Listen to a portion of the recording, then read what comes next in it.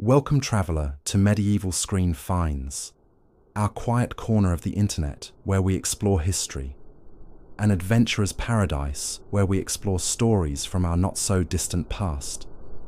We invite you now to settle in, to find a comfortable space, and to let your mind drift gently back through the centuries.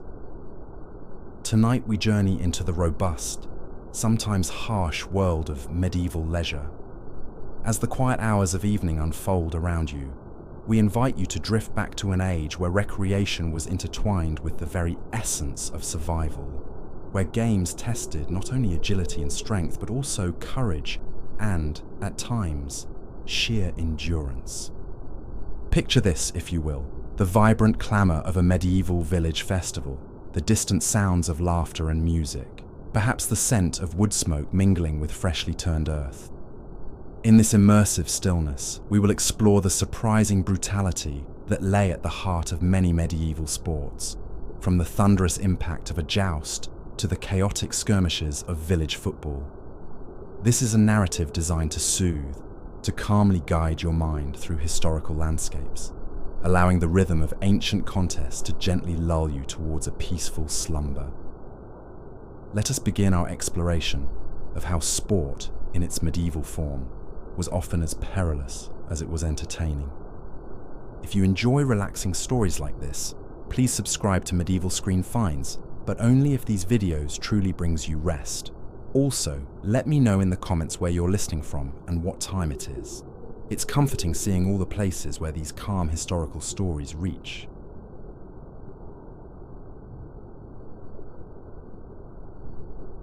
Imagine, if you will, the ceaseless rhythm of medieval life, a cycle deeply interwoven with the earth's seasons, the demands of agriculture, and the omnipresent threat of conflict. In such a world, where existence often hinged on physical prowess and readiness for battle, it was only natural that leisure, too, would reflect these harsh realities. Sport in the medieval era was not merely a diversion, it was a crucible, a vibrant arena where strength was tested, skills were honed, and honor was fiercely defended. It was an essential part of the fabric of society, shaping bodies, forging reputations, and subtly preparing an entire populace for the rigors of a challenging world. For the nobility, especially the knights and aspiring warriors, sport was fundamentally a rigorous practical training ground for war. The very skills essential for survival on the battlefield, horsemanship, swordsmanship, the use of a lance, physical endurance, and strategic thinking were refined and practiced in the guise of competition. Tournaments, which we often envision as grand chivalrous spectacles, were, at their core, elaborate simulations of warfare. They provided invaluable opportunities for knights to experience the chaos of combat, the weight of armor, and the strain of wielding weapons, all without the finality of true battle, though often with significant risk. A knight's reputation, their very standing within the martial hierarchy, was forged as much in the dusty lists of a tournament as on the bloody fields of war. The applause of the crowd, the favor of a lady, or the recognition of a king.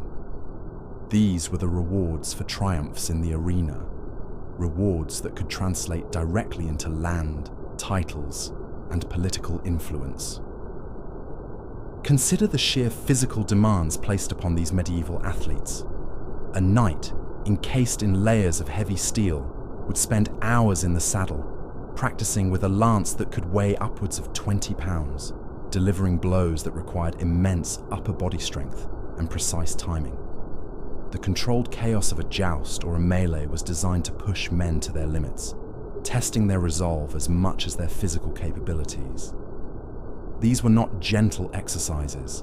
They were intense, demanding endeavors that demanded peak physical condition and an unwavering courage. The training inherent in these sports was not merely for show, it was for survival. The stronger arm, the quicker reaction, the keener eye. These attributes, sharpened by sport, could mean the difference between life and death when actual conflict arose. Beyond the formalized contests of the nobility, the common folk, too, embraced competition as an integral part of their lives. For them, sport was often less about individual glory and more about communal participation. A vibrant release from the relentless toil of agricultural labor. Village games, often simple in their concept but vigorous in their execution, marked festivals, holy days, and seasonal celebrations. These were moments when entire communities came together, not just as spectators, but as enthusiastic participants, engaging in contests of strength, speed, and agility. Imagine a bustling village green, perhaps after a bountiful harvest, alive with the sounds of laughter, shouts, and the thud of bodies. Here, wrestling matches would take place, testing individual strength and skill in grappling. Running races would pit the swiftest against each other, their legs churning across uneven ground. Stone-throwing contests, a simple test of raw power, would see men straining to hurl heavy rocks further than their rivals. These were not regulated events with strict rules. They were often spontaneous, boisterous affairs, driven by the pure spirit of competition and the desire to prove oneself among peers. The distinction between a friendly game and a genuine brawl could blur with surprising ease.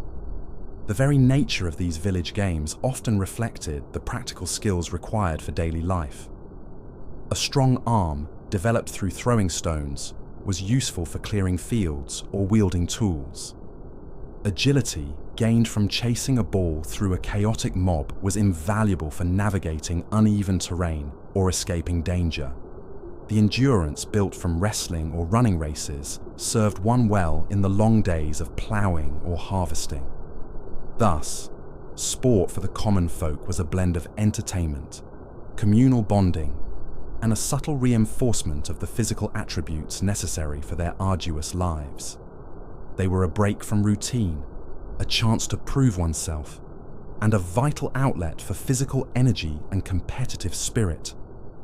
The spirit of competition permeated every level of medieval society, from the highest noble to the humblest peasant. Honor was a concept fiercely protected, and a victory in a tournament or a village contest could bring immense pride, not just to the individual, but to their family, their lord, or their entire community. Losing, conversely, could bring shame or ridicule, spurring individuals to train harder, to seek redemption in future contests. Reputations were built, challenged, and sometimes shattered in these arenas of physical prowess. A knight who repeatedly triumphed in jousts would gain renown across kingdoms, his name whispered with respect. A village champion, unbeatable in wrestling, would be a source of local pride, celebrated in song and story. This deep-seated desire for recognition and the preservation of one's honor provided a powerful motivator for participation in these demanding physical challenges. However, the line between formalized sport and genuine violence was remarkably fluid in the medieval period. What began as a friendly contest could quickly escalate into a brutal fight, spurred by pride, a perceived foul, or existing rivalries. The lack of standardized rules, particularly in village games, meant that injuries were not just common, but almost an expected outcome. Broken bones, concussions, deep cuts, and torn muscles were all part of the unwritten contract of participation. A game of mob football, for instance, could involve entire villages with hundreds of participants, pushing, shoving, and kicking a ball towards a distant goal, often resulting in widespread mayhem and numerous injuries. There were few referees, fewer rules, and almost no medical care beyond rudimentary remedies, meaning that even minor injuries could escalate into serious complications. Consider the spectacle of a medieval melee, often a concluding event at a large tournament. This was essentially a mock battle, with dozens of knights on horseback and on foot, wielding blunted or sometimes even sharpened weapons, attempting to unhorse or capture their opponents. While theoretically a sport, the sheer scale and intensity of these encounters often blurred the distinction with real warfare. Knights would be battered, armor dented, and the ground would be littered with fallen combatants. The objective was often to capture a rival knight, holding them for ransom, which further blended the lines between sport and economic gain, providing a tangible incentive for aggression. In such an environment, serious injury and even death were not uncommon occurrences, underscoring the inherent brutality that lay just beneath the surface of medieval sport. The pervasive nature of violence in medieval society, from petty feuds to large-scale wars, meant that its presence in sport was largely accepted, even expected. These were not sanitized displays of athletic skill. They were robust, often brutal, expressions of physical prowess, communal spirit, and the ever-present shadow of combat. The roar of the crowd, the thud of a lance, the clash of steel, or the shouts of a wrestling match were all part of the vibrant, yet undeniably dangerous soundscape of medieval leisure. These games, therefore, served as a mirror to the age itself, a time of remarkable cultural achievements, yet also one where life was often harsh, short, and profoundly physical. The arena of honor, whether the grand tilt yard or the muddy village green, truly was a place where the lines between sport and survival, entertainment and injury, were constantly blurred, reflecting the very essence of medieval existence. It was in these seemingly simple contests that the true spirit of the age could often be found, unvarnished and undeniably potent. This constant engagement with physical risk, this embracing of the potential for harm, shaped the medieval mindset, fostering resilience and a stark understanding of life's precariousness.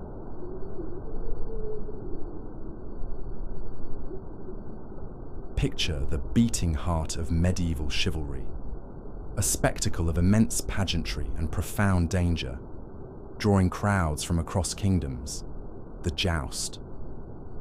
More than any other sport, the joust embodied the aspirations, the ideals, and the inherent brutality of the knightly class.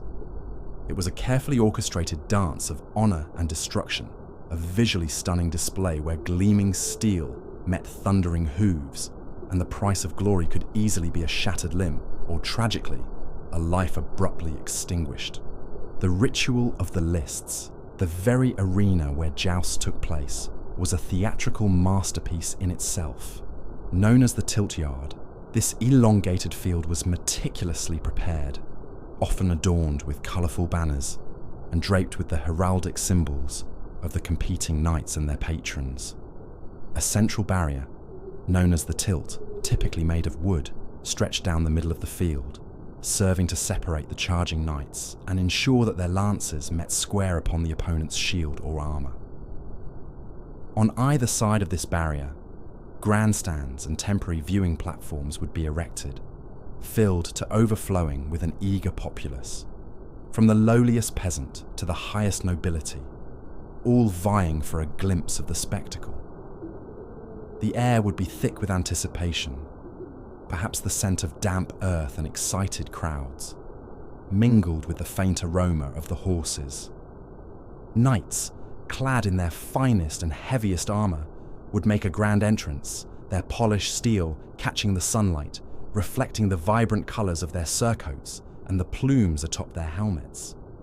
The armour itself was a marvel of medieval craftsmanship, designed to protect the wearer from the immense forces involved in a collision at speed.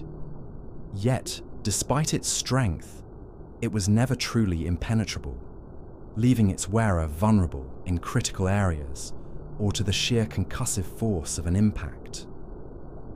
Each knight would be accompanied by their squires and pages, assisting with the enormous weight of their equipment, their horses caparisoned in rich fabrics bearing their lord's crest. The sound of hooves, the subtle jingle of chainmail, and the murmur of the assembled crowd would fill the air, creating a truly immersive atmosphere of solemn excitement. The lance, the primary weapon of the joust, was a formidable piece of equipment.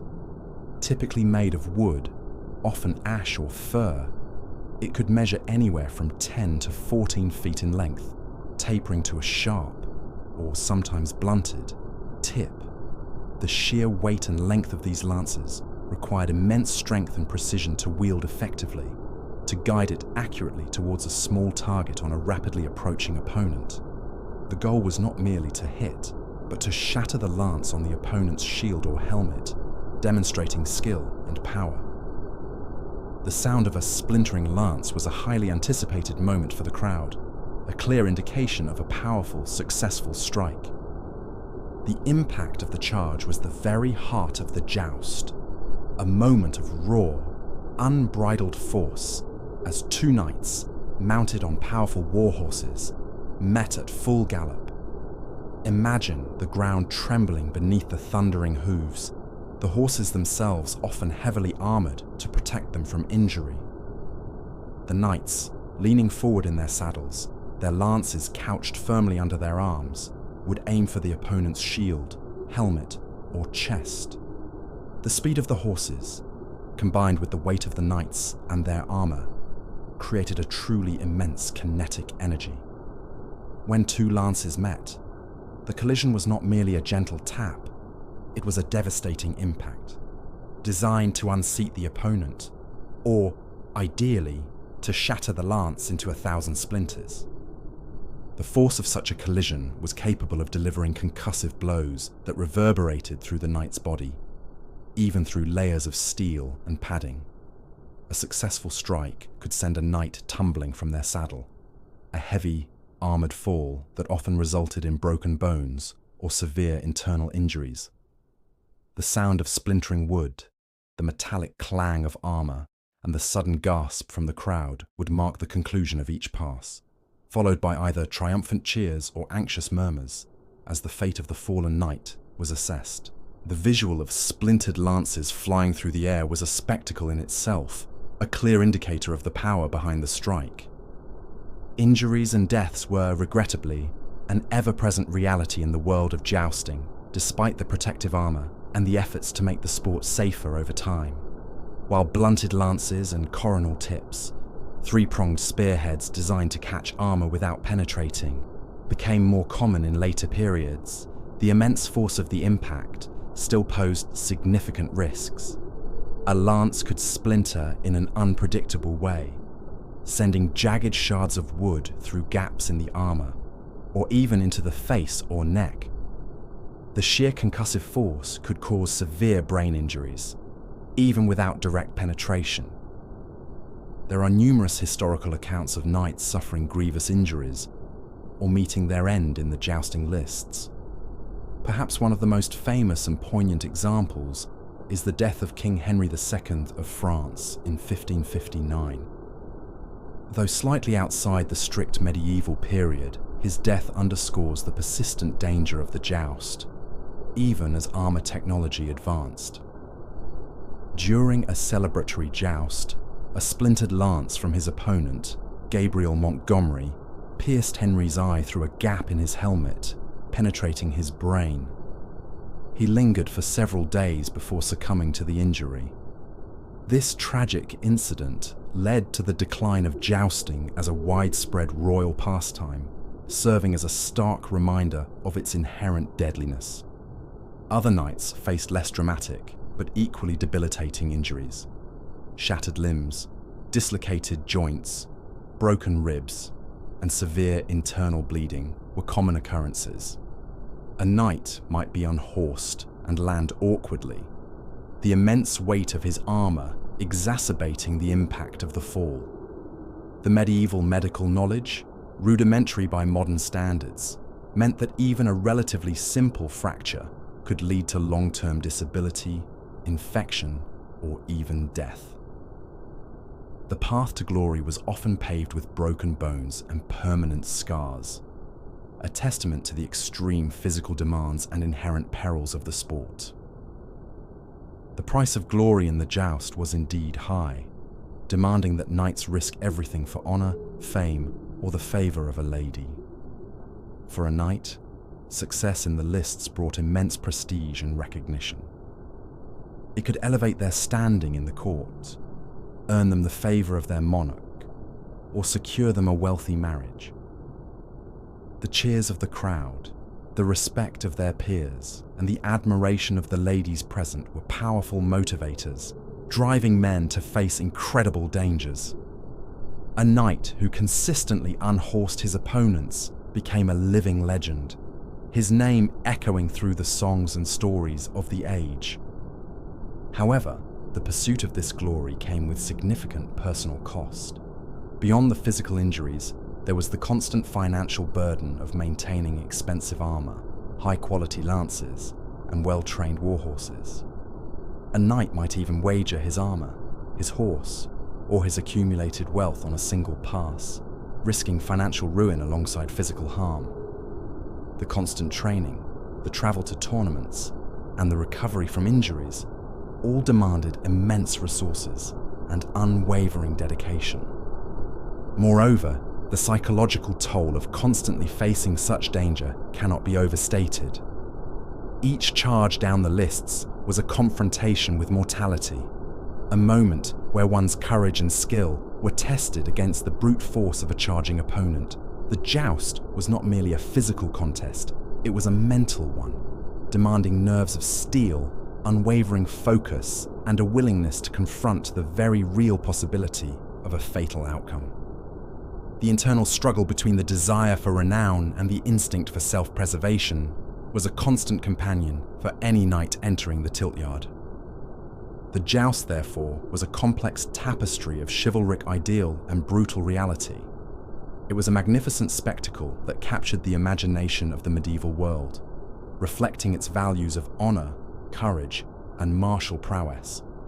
Yet, beneath the gleaming armor and the fluttering banners lay the undeniable truth of its danger, a stark reminder that even in sport, the medieval world demanded a willingness to face the very real possibility of splinters, steel, and shattered bones.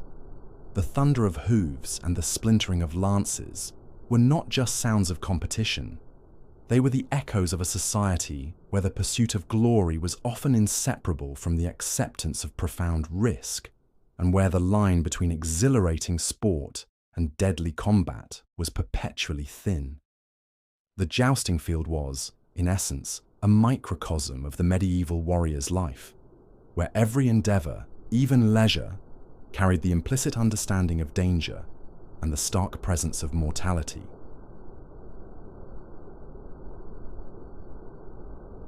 Picture the raw, untamed heart of the medieval tournament, a spectacle that often overshadowed the individual joust in its sheer scale and chaos. The melee. This was not a contest of single combat, but a churning, sprawling mock battle involving dozens, sometimes hundreds, of armed knights. What began as a game designed to sharpen skills and entertain crowds frequently devolved into a chaotic, brutal encounter, mirroring the true ferocity of actual warfare in almost every terrifying detail. It was a storm of clashing steel and thundering hooves, a vibrant yet deeply dangerous expression of medieval martial culture. Knights engaged in mass combat within the melee, often arrayed in two opposing teams, representing different factions, regions, or even simply sides chosen for the day. Unlike the precise, almost ritualistic nature of the joust, the melee was a far less structured affair. The fighting area could be vast, encompassing open fields, forests, or even parts of a town, deliberately chosen to simulate the varied terrain of a battlefield. Imagine the spectacle: knights on horseback, their armor gleaming, their banners snapping in the wind, charging into a swirling mass of combatants. Others, having been unhorsed or choosing to fight on foot, would engage in desperate individual duels amidst the larger conflict. The air would be filled with the resounding clang of sword on shield, the shouts of men, the neighing of horses, and the thud of bodies hitting the ground. Weapons, though often blunted for safety, were still wielded with tremendous force, capable of inflicting severe damage. Swords, axes, maces, and even short spears would be swung with grim determination, each blow aimed at disabling an opponent. The objective was multifaceted: to unhorse opposing knights, to incapacitate them, or crucially, to capture them. The melee was a test of martial prowess, teamwork, and raw endurance, a chaotic symphony of violence played out for the entertainment of a captivated audience. A fundamental characteristic of the melee was its scarcity of strict rules, a factor that directly contributed to the multitude of injuries. Unlike modern sports, with their detailed regulations and vigilant officials, medieval melees operated under a far more rudimentary code of conduct. While certain actions, like striking an unhorsed opponent in the head, might have been frowned upon, or certain areas deemed safe zones, these conventions were often loosely enforced. This lack of clear boundaries meant that the combatants were largely left to their own devices, relying on their individual sense of honor or the unspoken rules of the field. The result was often a chaotic free-for-all, where individual skill and brute force reigned supreme. In such an environment, injuries were not merely common. They were almost an expected outcome. Broken limbs, arms twisted and snapped from falls, legs shattered by direct blows, collarbones fractured under the weight of impacts were a frequent sight. Concussions, caused by blows to the head, even through helmets, could leave knights dazed, disoriented, or unconscious, vulnerable to further harm. Lacerations and deep bruises, sustained from impacts with blunted weapons, were an everyday reality. The ground could become littered with fallen men, groaning in pain, their armor dented and their bodies bruised. While the intention was not always lethal, the sheer kinetic energy involved in a mass combat scenario, coupled with the rudimentary medical knowledge of the era, meant that even seemingly non-fatal injuries could lead to severe complications, long-term disability, or even death from infection or untreated internal trauma.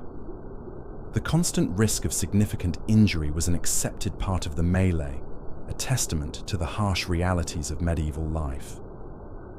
The spectacle, in its raw intensity, highlighted the blurred boundaries between controlled sport and genuine, life-threatening combat.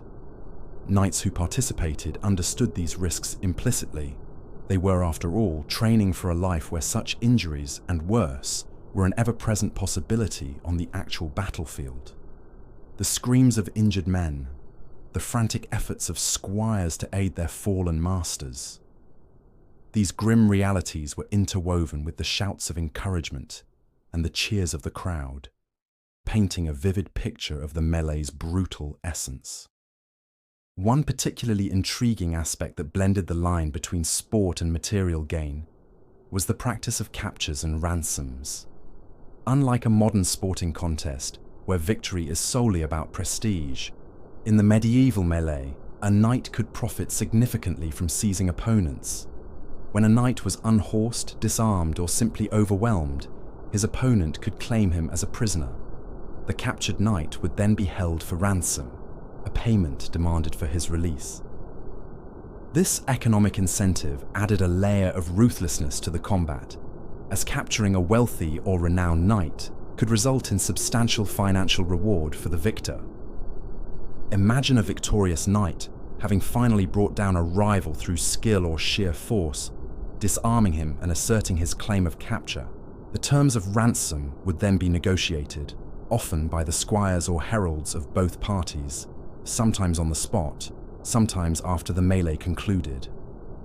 The captured knight might have to forfeit his horse, his armor, or even a sum of money to secure his freedom. This practice meant that knights, even during a mock battle, fought with a genuine zeal to incapacitate and capture, turning the sporting arena into a veritable marketplace of human conquest. It underscored the deeply practical and often mercenary aspects of chivalric life, where valor and skill could be directly translated into tangible wealth. This system of captures and ransoms meant that the melee was, in effect, a battle in all but name. The physical engagement, the strategic thinking, the risk of injury, and the potential for financial gain or loss all mirrored the realities of genuine warfare. Knights developed strategies for mass combat, learned to identify valuable targets, and practice maneuvers that would be directly applicable on a battlefield. The rules of the melee, such as they were were largely derived from the customs of war, emphasizing the knight's duty to fight bravely, to avoid truly dishonorable actions, but ultimately to win. Consider the psychological preparation involved. A knight entering a melee knew that he was not merely engaging in a gentle pastime. He was stepping into an environment where life and limb were genuinely at stake, where the skills he had honed for battle would be tested, and where the outcome could have real consequences for his physical well-being and his financial standing. The intensity of the experience, the surge of adrenaline, the acute awareness of danger all replicated the sensations of actual combat. This was invaluable training, far more effective than any static drills, preparing knights not just physically but mentally for the terrors and demands of war. The very chaos and unpredictability of the melee, much like a real battle, forced knights to think on their feet, adapt to rapidly changing circumstances, and make split-second decisions under immense pressure. The melee, in its grand, brutal scale, served as a vital cultural and martial institution in medieval society. It was a stage upon which knights could prove their worth, demonstrate their prowess, and reaffirm their place within the martial elite. Yet, it also laid bare the harsh realities of the age, revealing how intimately intertwined were the concepts of sport, honor, and violence. The thunder of hooves, the cries of men, and the rhythmic clang of steel were not just sounds of entertainment. They were the very echoes of a society that understood implicitly that even in play, the lessons of survival were always being taught, often with the unforgiving clarity of a broken bone or a lost ransom. The melee truly was a mock battle that often turned devastatingly real, a powerful and visceral reflection of the brutal age in which it flourished. This raw, unfiltered approach to competition distinguished medieval sport, demonstrating a deep acceptance of danger as an inherent part of both life and leisure.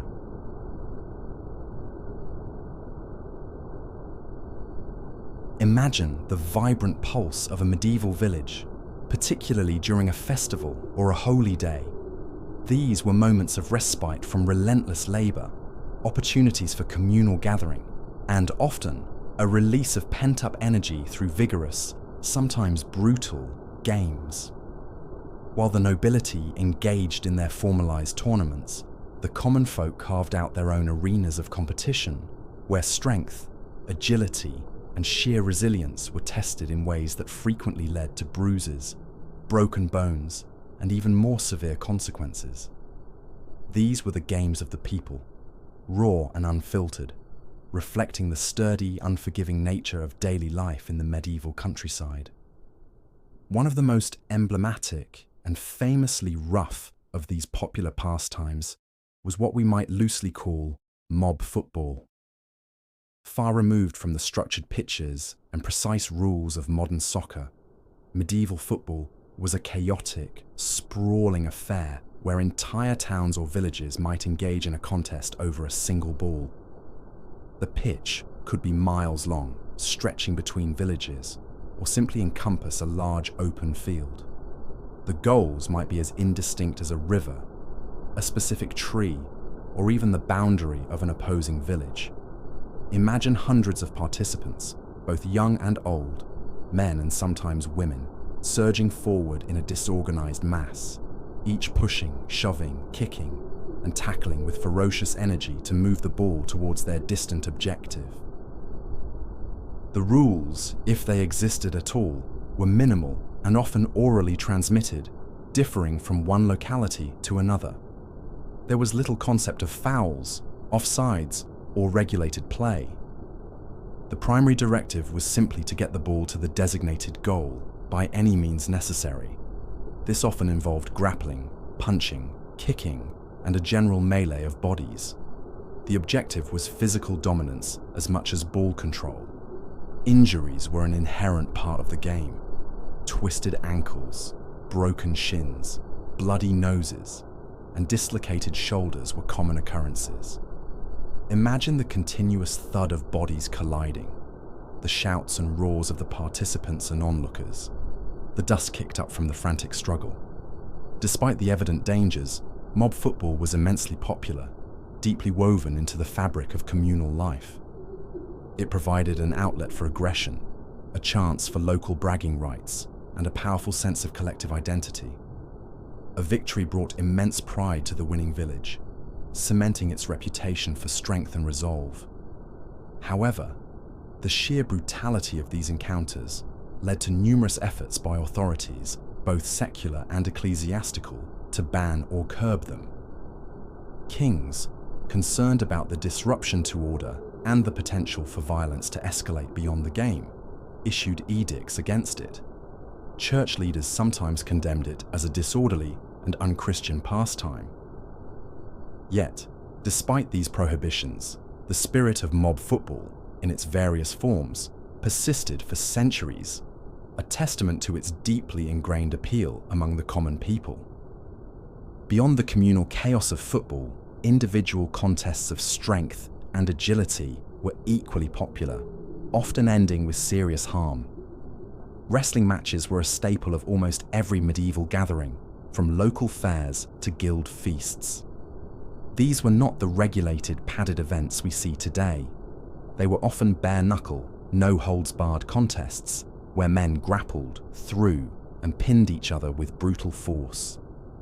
A well-executed throw could send an opponent crashing to the ground, potentially resulting in broken ribs, concussions, or a jarring impact that left them winded and incapacitated. The sounds of grunts, strained breathing, and the muffled thud of bodies would punctuate these intense, personal struggles for dominance. Similarly, quarterstaff duels, contests involving long, sturdy wooden staves, were a popular way to test skill and strength. While ostensibly for sport, the blows delivered with a heavy staff could be devastating. Imagine two men armed with these wooden poles, circling each other cautiously, then suddenly engaging in a flurry of strikes and parries. A well-aimed blow to the head could render an opponent unconscious. A strike to the limb could shatter bone, and even glancing blows could leave agonizing bruises and contusions.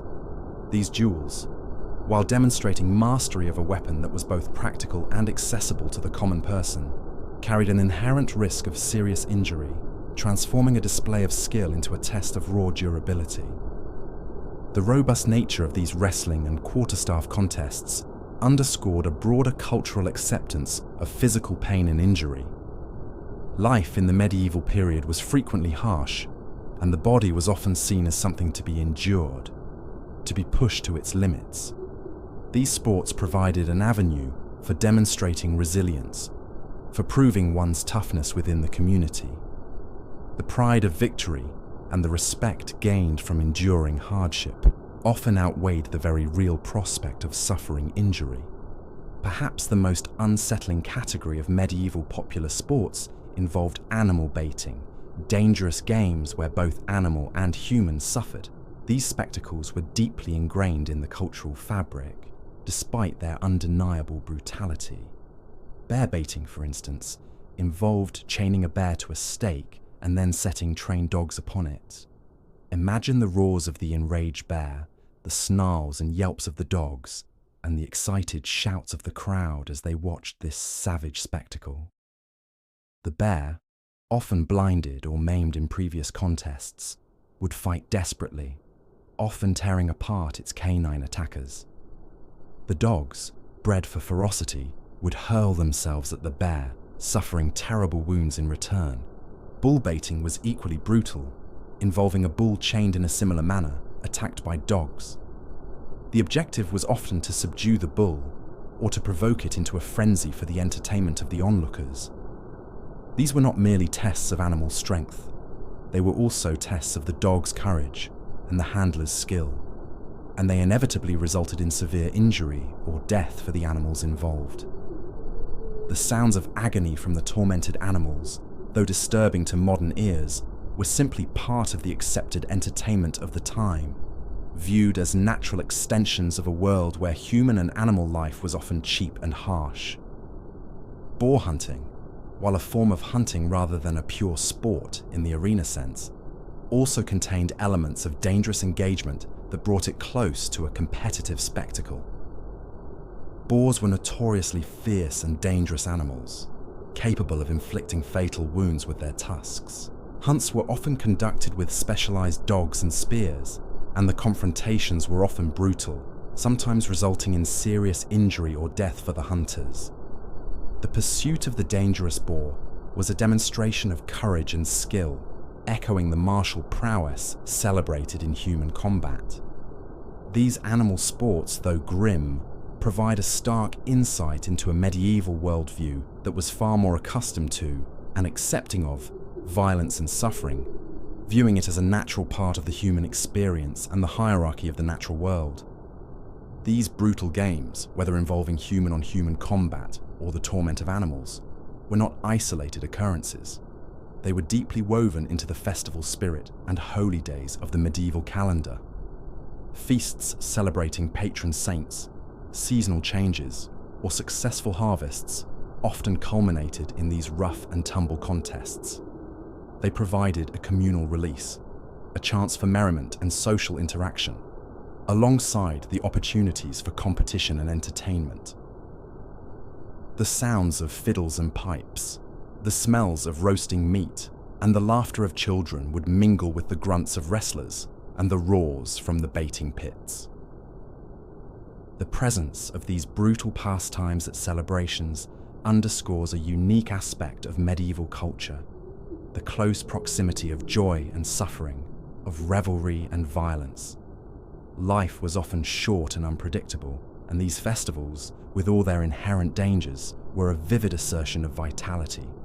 They allowed communities to come together, to affirm their bonds, and to momentarily transcend the daily grind of survival. The injuries sustained were often seen as badges of courage, testaments to one's willingness to participate fully in the life of the community. The physical toll was simply part of the cost of belonging, of proving oneself, and of celebrating the transient moments of communal joy.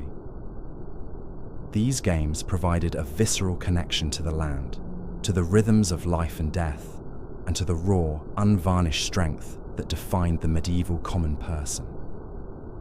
The vibrant spirit of these festivals, infused with the undeniable undercurrent of brutality, painted a vivid picture of a world where entertainment was often inextricably linked to risk and physical endurance.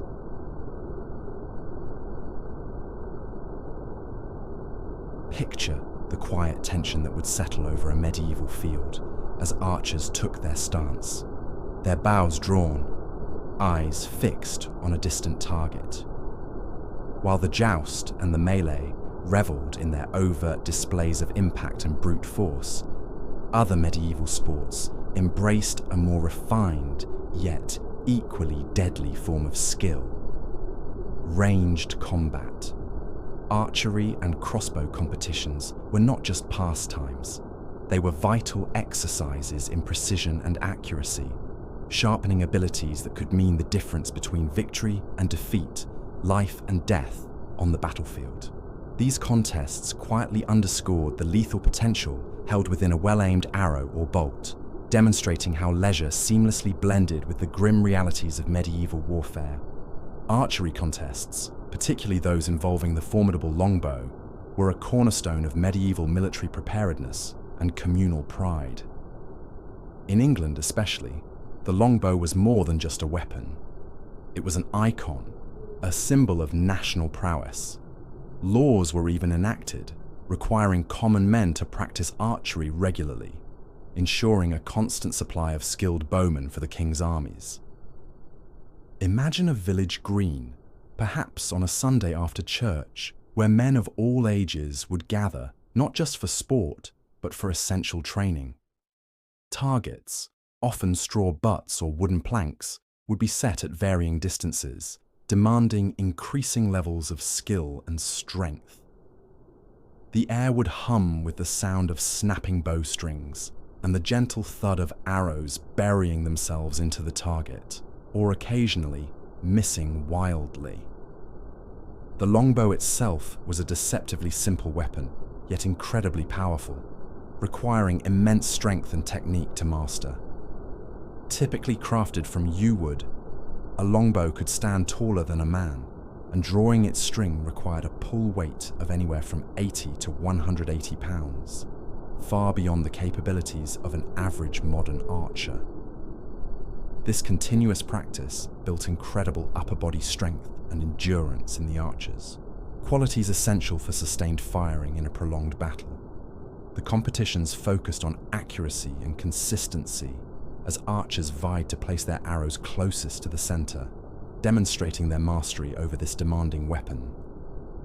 The precise release of the string, the steady aim, the control of breath, every minute detail contributed to the trajectory of the arrow. A skilled archer was not merely admired for their sporting prowess, they were revered for their potential contribution to the defense of their community and kingdom. In a world where pitched battles often hinged on the effectiveness of missile fire, a well-trained archer was a valuable asset, capable of raining down volleys of arrows that could decimate enemy ranks from afar. The precision gained in target practice could mean the difference between an arrow finding its mark on an armored knight or harmlessly embedding itself in the earth. Thus, archery contests served as a crucial, albeit understated form of military readiness, transforming leisure into a vital component of national security. The quiet focus required for these contests, the disciplined repetition, instilled a sense of controlled power in the archer, a calm mastery over a tool of distant destruction. Crossbow competitions presented a different, yet equally deadly, form of ranged combat skill. While the longbow required immense physical strength, the crossbow, with its mechanical cocking mechanism, allowed for greater ease of use and, crucially, immense power in a smaller package.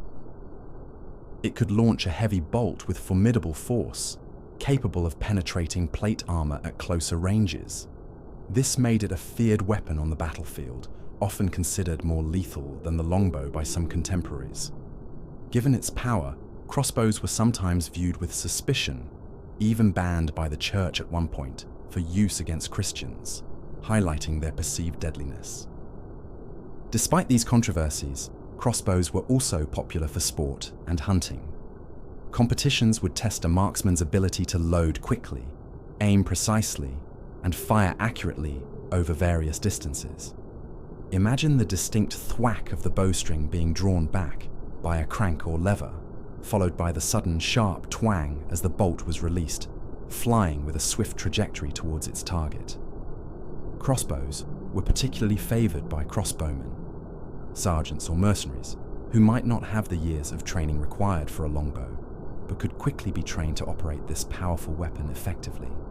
Their competitions would mirror the longbow contests in their focus on accuracy, but perhaps with a greater emphasis on the raw power and penetration of the bolt. The very nature of ranged combat, whether with a bow or a crossbow, introduced an element of danger not just to the participants, but also to onlookers. The danger of stray shots was an ever-present concern at archery and crossbow competitions. A misjudged aim, a sudden gust of wind, or a faulty piece of equipment could send an arrow or bolt wildly off course, potentially injuring onlookers or other participants who might be standing too close or in an unprotected area. Unlike melee combat, where the danger was localized to the immediate vicinity of the fight, a projectile weapon could cause harm from a considerable distance, making safety a constant, if often overlooked, concern. Imagine the sudden shout of warning, the collective gasp from the crowd as a bolt veers unexpectedly, perhaps thudding into a nearby tree or whistling dangerously close to a spectator. Such incidents, though hopefully rare, would serve as chilling reminders of the inherent perils of these seemingly peaceful contests. Medieval medical care was rudimentary, meaning that a severe wound from an arrow or bolt, a penetrating injury to a limb, or worse, the torso, could easily be fatal even if the initial impact did not kill. The very act of retrieving arrows from the target area, especially if conditions were muddy or visibility poor, also presented a subtle risk of accidental injury. The concentration required by the archers was not just for accuracy, but also for the safety of those around them, a constant awareness of the lethal potential of their chosen sport. Ultimately, these contests of deadly skill were deeply intertwined with the medieval concepts of marksman and honor. For the individual archer or crossbowman, great skill brought immense personal pride and recognition within their community. A celebrated marksman might be lauded in local songs, their feats recounted in vivid detail, bringing honor not only to themselves, but to their family and their village. Such skill could also open doors to service with a local lord, or even the king's personal retinue, offering a path to social advancement and a steady income in a world where opportunities were often limited. The precision of an arrow finding the bullseye was more than a technical achievement. It was a testament to dedication, patience, and a quiet, lethal mastery. For the village, or for the king's men, a strong contingent of skilled archers was a source of collective pride and strategic advantage. The ability to field a force of accurate bowmen was a powerful deterrent to enemies and a crucial asset in times of war. The reputation of a region for producing exceptional archers, such as the famed English longbowmen, contributed to its military prestige and instilled a sense of fear in its adversaries. These contests, therefore, were not just about individual achievement. They were about fostering a collective martial competence that was vital for survival in a dangerous world. The subtle discipline of the bow and crossbow, the quiet focus on the distant target, reflected a different kind of strength than that found in the joust, a strength of precision, patience, and lethal potential that was just as critical to medieval power. The quiet whir of an arrow in flight, the sudden impact of a bolt, these were the sounds of honor being forged and skills being perfected, ensuring that even in sport, the medieval world never truly forgot the ever-present shadow of conflict and the undeniable deadliness of a well-honed weapon.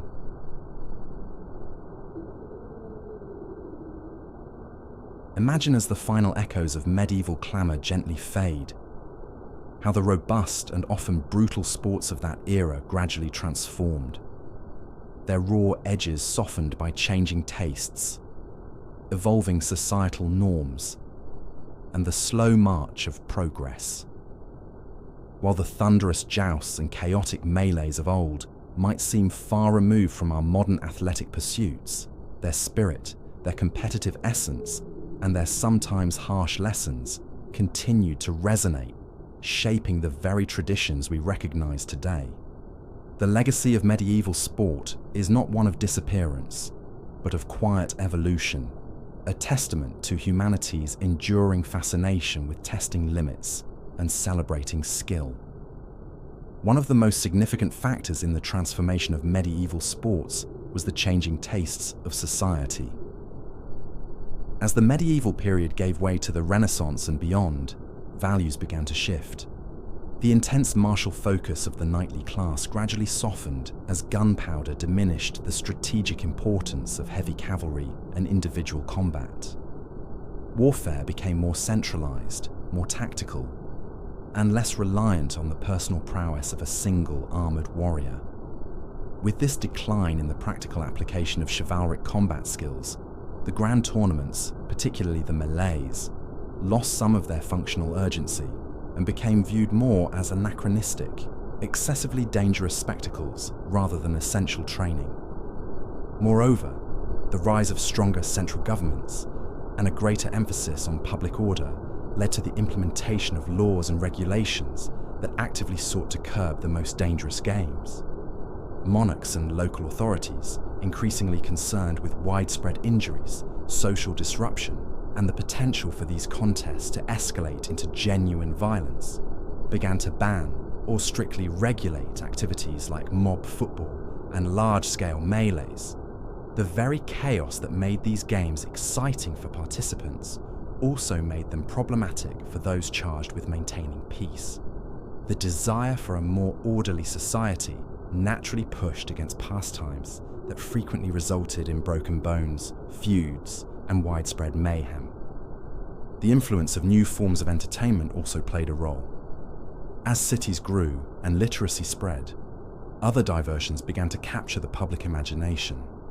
Theatre, literature, and more structured social gatherings offered alternatives to the physical intensity of traditional sports. The very nature of leisure began to broaden, moving beyond purely physical contests to include more intellectual or aesthetic pursuits.